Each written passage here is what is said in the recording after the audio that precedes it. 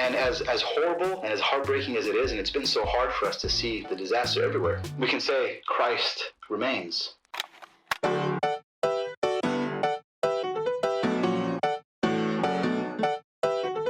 Welcome to Footnotes, a behind-the-scenes look at what we value and why it matters here at Foothill Church in Glendora, California. My name is Stephen Coppenrath. I'm one of the pastors on staff, and I am your host. All right, well, Marwan, so excited to have you on here, man. It throws me back to kind of pre-COVID, pre-craziness of 2020, because just for everybody listening and maybe not aware of this, Kate and I actually had the opportunity to visit you in Marcy pretty much right before this lockdown started for us in the States in March. Yeah. No, it's funny because we chatted since then, but also just we kind of both have that memory, right, in our lives. It's like this was kind of like the last thing we did. You were our last guest coming through. Yeah. I even think about we went down to Tyre and Sidon. Mm-hmm. Did we make it to Tyre or just Sidon? No, we went to both. Yeah. But I mean, I remember, saying, oh, should I bring the family along? Just depending on, coordinating all these things. And I remember being so thankful because that was our last family outing for a long time, so to be able to do that and getting to know you guys was just a real treat. So yeah, we're thankful for that. It was a joy for us too. And just some further context for our podcast. So as a part of our network of Acts 29, my wife Kate and I had the chance to do just a quick kind of flyby trip in early 2020. So we stopped in India and Dubai and in one of our favorite cities, Beirut, Lebanon, where Marwan is an Acts 29 church planner. And so really kind of our hope for 2021 is to begin supporting Marwan and his wife Marcy and their church in Beirut through our To the End of the Earth campaign.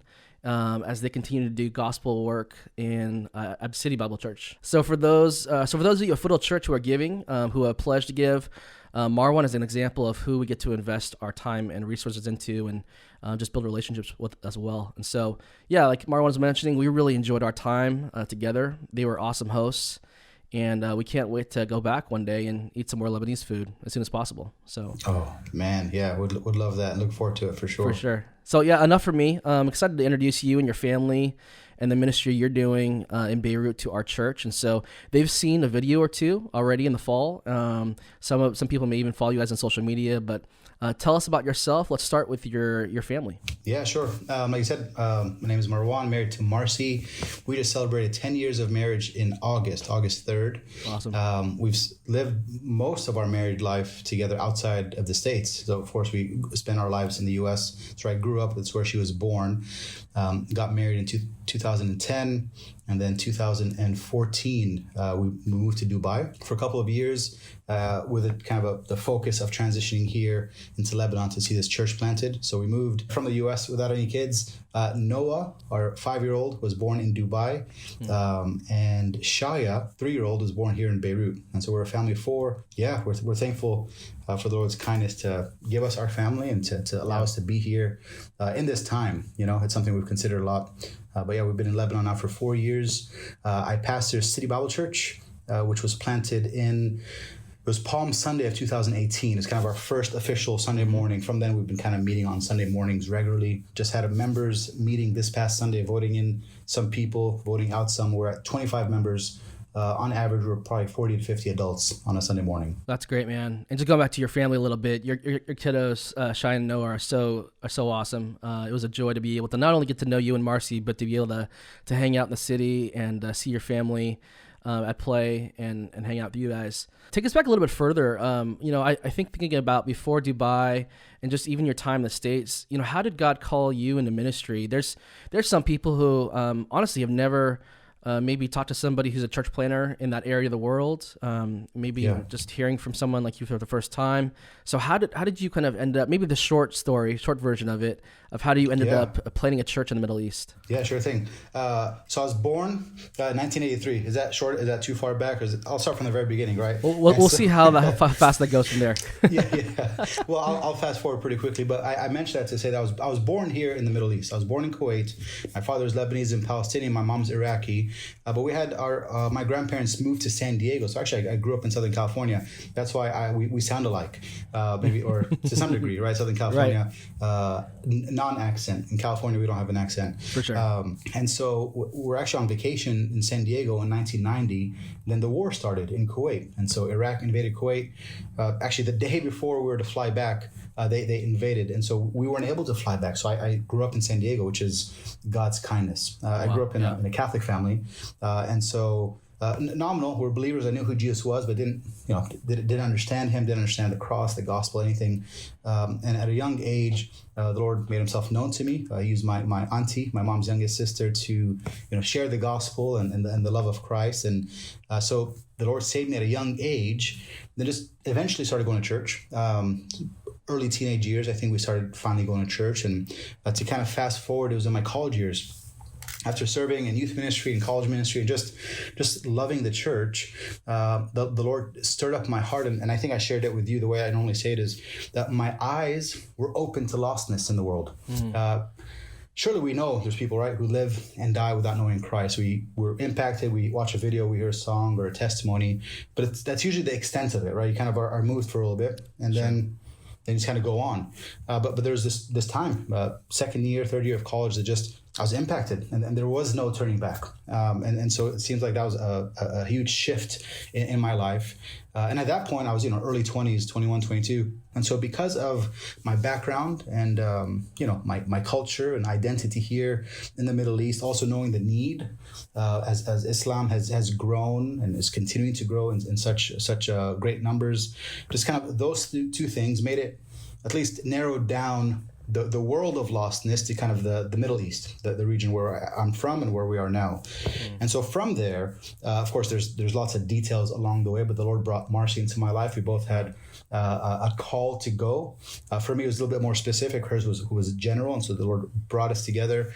And I say kind of from that call until when we moved to Dubai, it was a 10-year process, of searching and growing. And it was during that time that my love for the local church grew, right? So it kind of started establishing my ecclesiology, and also my understanding of the gospel and the role of the local church in missions also grew and became more solidified. My theology became strengthened and more defined. And so it all kind of came together and just made sense as I read the Great Commission, right? And these aren't original thoughts. These are just kind of the influences of either authors or also pastors and friends in my life. But just we see the Great Commission is in my understanding, a call to plant churches or to see churches growing, right? It's go therefore and make disciples of all nations, baptizing in the name of the Father, Son, and Holy Spirit. In what context do we see discipleship and baptism taking place, right? And so, again, from that process, the last 4 years before moving out here was just praying and seeking the Lord, doing the things that we knew, and trusting Him to kind of fill in the blanks. And to kind of fast forward to a final detail of how we got out here, since you know Dave Furman and lots of the friends out there in Dubai. I remember connecting with Dave on Twitter. I didn't even know who he was. I still don't know exactly how he crossed my Twitter feed. But I remember seeing that he was, planting churches in the Middle East, and the Lord was using him. So I reached out to him. And he said, hey, if you're coming out here, we were planning a visit at the time, so we'd love for you to come and see what the Lord's doing here. And so 2013, we took a trip. It was my wife and I and our pastor at the time in Arkansas, Bobby Biggers. And we visited. We kind of did a fly-by trip like you guys just did, right? Went to Dubai for 2.5 days, went to Lebanon for 4, 5. We're in Egypt for a few days, and then Jordan. And then the Lord just stirred up our hearts and just made it clear through counsel and other means that the Lord was leading us to Lebanon. Yeah, it's awesome how those relationships kind of get started in all kinds of ways. God's providence and His sovereignty is at play throughout that whole thing. In Beirut, in some ways, is a huge jump, but you have family from Lebanon as well, right? Is your dad Lebanese? Is that right? Yeah. So I'm an American citizen, but also I have dual citizenship. So I have Lebanese citizenship, which is, again, as I think of all the things that God did His sovereignty over all things. I remember at one point in that, from 21 to 31, let's say, remember thinking, what does it look like to get into a country? Where would I go? What would be my purpose, right? People need to think through visas and these details. And so the Lord leads me to the place where I just had to update some papers, and I come back in. Wow. So I'm here residing as a Lebanese citizen. My 2 boys have citizenship, and we'll eventually get Marcy citizenship probably in the next year. And I'm sure that really plays. I know each culture is so different when it comes to national identity, but it has to be a benefit to you to be one of the people that you're ministering to. And so thinking about just ministering as a missionary, looking into culture, Maybe go there a little bit. What's unique about doing ministry in a Lebanese culture? What are the cultural idols? What are the challenges at hand? So I think as I think of a Lebanese identity, it's really interesting. Lebanon is one of the reasons that I love this country, and as you guys saw, it's a mix of ancient, not just old, but ancient and modern. Yeah. That's as far as culture, as far as you think of religion. I'm just sharing with our members, just in an interaction. We had a meeting this Sunday as well, just that Jesus himself ministered in Lebanon. So I mean, some of the first people to hear the gospel was while Christ was here on earth in his earthly ministry were Lebanese. As we think of the Syro-Phoenician woman and his time in Tyre and Sidon. And so one of the things that I love about Lebanon is that there's a mix of the ancient and the modern, the kind of the new and the old, Western and Eastern. And so I mention that almost as a preface because to share a culture, there's definitely a Lebanese culture, but it's been so heavily influenced by so many cultures. In so many ways, this is very Eastern as far as, when we think of shame and honor, we think of some of the traditions that we experience here. But also, Lebanon's the only country in the region that during Ramadan, you can go to a bar and still drink. Other places you can't eat or drink outside in public at all. And so that kind of shows that the vast difference between some of these other Arab countries in the region. Also, Lebanon is one of the few countries in the world that I know of that are truly trilingual. And so you have in a single sentence locals speaking Arabic, English, and French. And so again, all those languages attribute to a bit kind of creating this new culture. They'll switch words in between in the same sentence even. And yet in so many ways, there is just that secular culture, right? Where hope is placed in temporal things. There is a loss of hope, which we'll probably chat about a little bit more, of something that we've noticed here and one of the great needs. There's hopelessness, and 2020 has just kind of shed a spotlight on that and kind of bring that reality to so many people's kind of front of their life and minds. And so it's a really unique place. We can go there a little bit right now, actually, and just talk about 2020 and how that's kind of even unearthed some of the things that was kind of already below the surface. What have you seen this last year that's kind of exasperated some of the things you're talking about? I guess I'll say, I've kind of said this jokingly before, but I thought about making a shirt or a bumper sticker or something where it says, we've been living in 2020 since last year. Because that's what it feels like. And everyone kind of talks about, oh man, this year. And I was like, man, we've been doing it since the end of 2019, with the start of the revolution in October of 2019. But what's interesting is Lebanon, as well as other, this region, I guess, generally speaking, just is turbulent. There's always something happening. There's always something major, whether it's tensions, political tensions, military moves. And so, go back a feup years in the mid 2000s, as we think of the Syrian refugee crisis, right, or the wars that were kind of coming up all around and even still ongoing in some of the countries. I think what we've seen is people generally place their hope in only a few areas, right? Either family, education, religion, politics, their savings, whatever it might be. And so it's almost like one by one, those things have been plucked away. Again, over the years and almost in a climactic way here in 2020. And so, for example, for us here in Lebanon, when the revolution started, which is still ongoing, still protests on the streets, not in the same capacity because of other things happening, but that's definitely still going on. People would say, well, at least we have our savings, or at least we have our family, right? And then all of a sudden, no one could access their money anymore. We're in the middle of an economic crash where the local currency has lost 80% of its value. Well, okay, I've lost my money, but at least I have my health. And then COVID comes, and at least I have my home. I've lost money and I've lost health, but at least I have my home. Then the blast takes place, and literally people are left with nothing. And as horrible and as heartbreaking as it is, and it's been so hard for us to see the disaster everywhere, we can say Christ remains. Right, there is a true and eternal hope, and so sometimes those kind of false saviors get in the way of seeing Christ. And what we've experienced and stories that we've heard with other friends in the ministry here is that the people don't have those things blocking anymore, blocking their vision, giving them false hope, and they are open to asking questions that they haven't asked before, and they wouldn't have asked if it wasn't for 2020, let's say, or all the things that have taken place. And so God is doing his work in the middle of it all. That's great, man. That's so cool to hear. Because sometimes that's a gift to realize that in the short term, right? Because sometimes we have to have the gift of hindsight to be able to see that stuff in the past. But to be able to realize that in the moment, that God is actually unearthing some cultural idols or some personal sin in our life by this year is really a gift in some ways. Speaking of this year, obviously there was a huge explosion in the port of Beirut. I'm not telling you anything you don't know, but just for folks to be reminded of listening to this podcast, videos went viral immediately on social media. How's the recovery been for your family? How's the recovery been? Are you still recovering? What's that been like the last few months? Yeah, it's been nuts, man. It's been really hard to put into words. I think just now, in lots of ways, the dust is settling. So we're talking 4 months, a little bit over 4 months since the blast. I mean, you guys were there, and so I'm sure you've seen some of the pictures. You're like, I was standing right there, and all that is gone, And so it took us a while as far as just thinking of the church ourselves and our gathering space. We're a quarter mile away from the blast. I mean, directly. Actually, my mom and brother are here visiting from San Diego, and we went to the church to kind of help get things in order.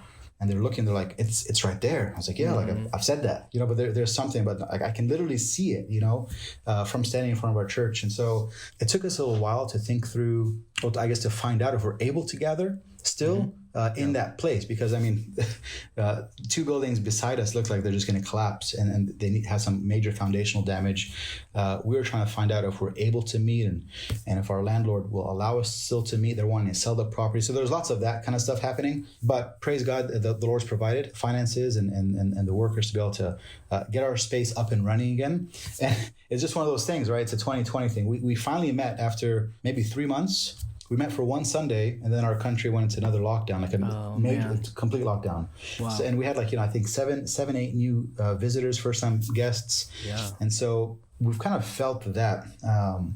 Almost like every time there's a step or two forward, there seems to be something stopping, at least what we're able to experience. We know that nothing stops God or frustrates his plans, which is kind of not a mantra, but it's just it's one of those on repeat truths that we just need to keep reminding ourselves of, because it feels like, how's God going to work in all this? Everything keeps changing. Right. 3-month lockdown coming up, but we've gathered again. This past Sunday we were there. Yeah, the Lord's allowed us to keep our space and build new relationships in our community that we didn't have before the blast, because we've been able to connect and care for them. And so, it's been good. It's good to be back. Well, it seems to obviously be a through line for this conversation, and just probably for us as Christians worldwide, but God's sovereignty on display. It's something that we talk about often. We preach about, we interact with books and resources about sovereignty, but we are really living in either a healthy reflection of that, of our understanding of that sovereignty, or not. And part of that sovereignty too, I know, Marwan, just for you kind of mentioned me just via text even and over time, but God's been good as well, and he's helped you guys. And just as far as God's provision, what are some ways that you've specifically seen God work in your church and in your home? Just encourage us from the front lines a bit. Church planting has its challenges. Pastoring has its challenges. So there's a kind of a circle there that we could think of, and then church planting. So a young church comes with the challenges, whether there's a blast or COVID or any of those things. Then also kind of doing that in an overseas ministry or in a cross-cultural context. And so all those seem to be kind of challenges on their own. Then you put it together and then add, all that 2020 was. Lots of challenges, lots of hard times. One way is that the loneliness that comes, church planters will share that. We're kind of alone on an island. No one knows what's happening. Sure. I don't think I felt that in a major way, but surely, these are common feelings, right, amongst pastors, and no one's around me or like-minded or able to connect with me, and I'm far away from all my friends, other pastor brothers, and then something like the blast happens, and all of a sudden we have prayer and support and encouragement from thousands. I can't even tell you. I still have some emails that I think I just completely lost track of that I didn't respond to. People from all around the world reaching out to us, which has been nuts, man. That was stressful on its own way. Just trying to think through how am I going to get back to everyone or whatever it is, but also just overwhelming in that God is like, you are not alone. And I think another thing that we've seen is that God is still building his church. We just, this past Sunday, we just welcomed in 4 new members. Those who have been kind of visiting with us for some time, and finally were able to vote them in. And so in the middle of all this, actually, we had a membership class 3 weeks after the blast, I think. I have to remember now. And just it was like, just crazy to think that people in the middle of all this, like, they see the importance of the church, and they see what the Lord is doing through CBC, and they want to be a part of it. And so those are just things that are helpful to remember. And all the craziness, God is still God. He's still building his church. Nothing's going to stop the gospel. And so that gives me lots of peace as a pastor, that just is like, there's no way I can do all this stuff. And then I'm reminded I don't have to. That God's doing it. That's good. So that's one of the ways I think that he's shown his provision. Hear you talk about, just even as you started off talking about the loneliness of a ministry sometimes, I'm just so grateful for, this is going to sound very cliche and kind of pastory, but I'm so grateful for the gospel in that it unites Christians across the world immediately when it comes to just like being one in spirit and one in values. And yeah, man, it's for sure. I think this whole year has been so hard, but unifying at the same time, especially for us as Christians, just experiencing these things together. One of the things I mentioned at the beginning, and one of the reasons why people are just hearing about you and your family, is we're really trying to set a culture of church planting and missions in our church locally. And, man, it would be a gift to have you, a fellow pastor, an elder, encourage us from the front lines of ministry in this way. What's one way that you would exhort our church in Glendora, 7,000 miles away, to step in more personally and more impactfully to kind of adopt this mindset of mission and being engaged in the community and culture? Like how would you encourage us in that way? I can think of when I first, we're working to move overseas, right? We're part of a local church. I was kind of a lay elder at our church in Russellville, Arkansas. And people would ask, like, what are you going to do when you go out there? Yeah. And, I didn't know all the details. At that point, we didn't know we were going to plant an English-speaking church. We're talking 7+ years ago. And I just told them, I'm going to do the same thing I'm doing here. I'm going to invest in the local church. I'm going to try to submit to the elders and the leaders, and then just pour into this family of believers that God's brought into my life for this season, right? So I want to invest in the local church. I want to invest in younger guys and just disciple them and meet with them and encourage them in any ways that I can. I want to share the gospel with people that don't know Jesus, and so interact with non-believers. And so the same thing I'll do in Russellville or in California or here in Lebanon. It is the same thing. And this is the call of the Christian, right? To make Christ known and to pour into the local church. And I was encouraged by saying that, because it kind of, for me, demystified what this whole missions thing is like. Yeah. And it's funny, I don't even refer to myself as a missionary, partly because I'm Lebanese and I'm here, partly because we just don't do some of the things that other overseas workers would do. And we're just a pastor of a local church, and so I think there is something kind of mystical and kind of curious about all people that give up their lives and go. But we're all supposed to go, right? We're all goers, and we should all be active in the life of the local church. That's, God's primary mission strategy. The way he makes himself known is through the local church. So I think that's how I would say. I said, plug into the church and invest in people's lives, connect with people that don't know Jesus, and just let them know about Jesus. There's as many lost people there as there are here. So there's needs everywhere. I love that, man. I love that you have this opportunity to kind of like throw out this big idea of like missions and go live in a hut somewhere, and you remind us very in a grounded way, hey, just engage where you're at. And that's such a good encouragement for, I think, all of us, and really practical for a lot of people listening as well. That's actually our greatest need. I think my greatest need is that I'm looking at our church and seeing what it is that we need. I want more people who love Christ, love the gospel, and want to invest in the church and meet with one another, more than money, more than a bigger space, more than any of these things. Just need committed believers in the local church who are saying, hey, we're here for Jesus and for what he has us for, whether it's for 2 months or 20 years. And so I think that's an opportunity that too many of us overlook. But here, as you said, in the front lines, what I think we need most in City Bible Church are believers to plug in. And so I guess if I throw even a plug, if you guys have thought about missions and thought about going overseas or are interested in that, I'd be happy to chat with you and see what it looks like to get you over here, or get you out to Dubai, or get you out with Benoit out there in Cochin as he's going to plant next year, just to think about how you can just live your life as you normally would, but in a place where Christ isn't known or named in the same way as, let's say, in the West, and just plug into the church as you would over there in California. Great, man. Well, thanks so much for sharing that. And it's a gift to us to hear.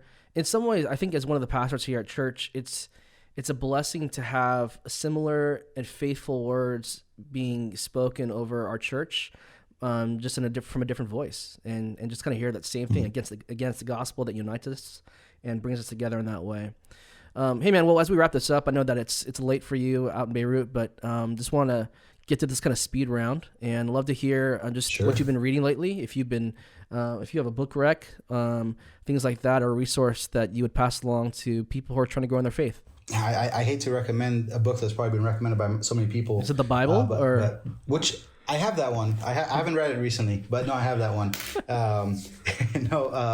Gentle and Lowly is one that I've recently read, and just I'm like, man, Marcy's going to be reading it next. And so Dane Ortlund, right? I was a little bit late on that. Actually, I just read the most recent book. I finished it this morning. Was Echo Island. It was a fiction by Jared Wilson. Oh, okay. You know Jared, right? Yeah, a little bit. Uh-huh. And so that was great. But I mean, I saw this, and I think the book I've been recommending to people is Jim Hamilton. What is Biblical Theology? Man, it's a short book, 100 pages or so. Awesome. And just such a clear breakdown of biblical theology that excites me about reading and studying the Bible, and I've seen that in other people as well. So I guess those are 3 books.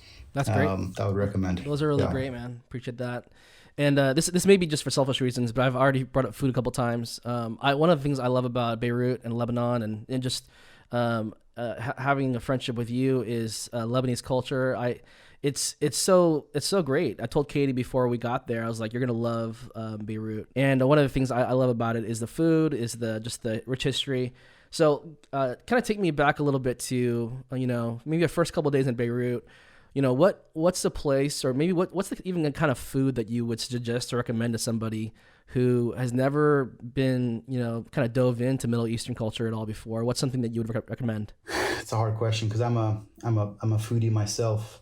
The food is just unbelievable. Now, it's known. I can brag about Lebanese food because anywhere in the Middle East would say, yes, Lebanese food is the best in the region.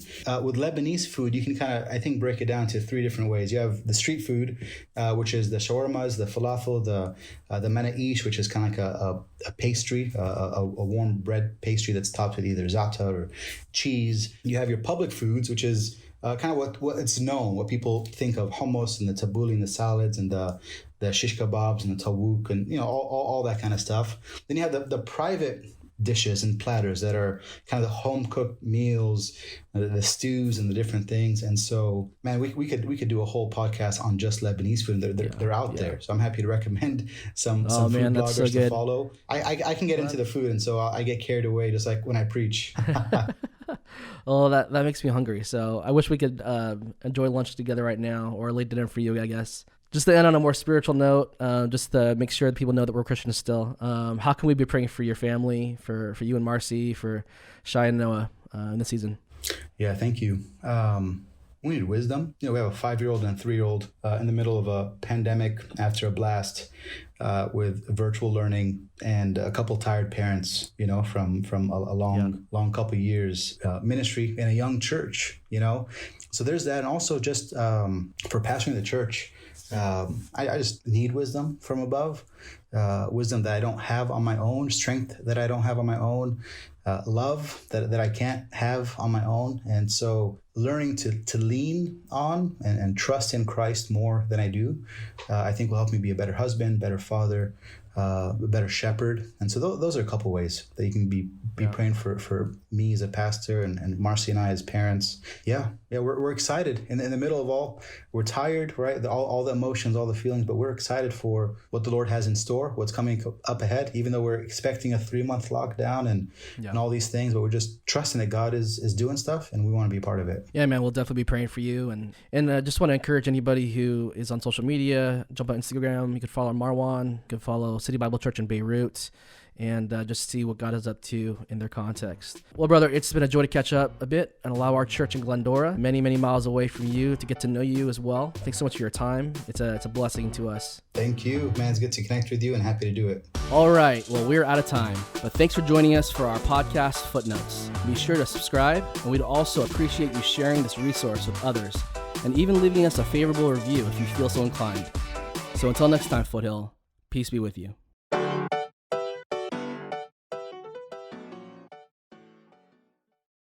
The food is just unbelievable.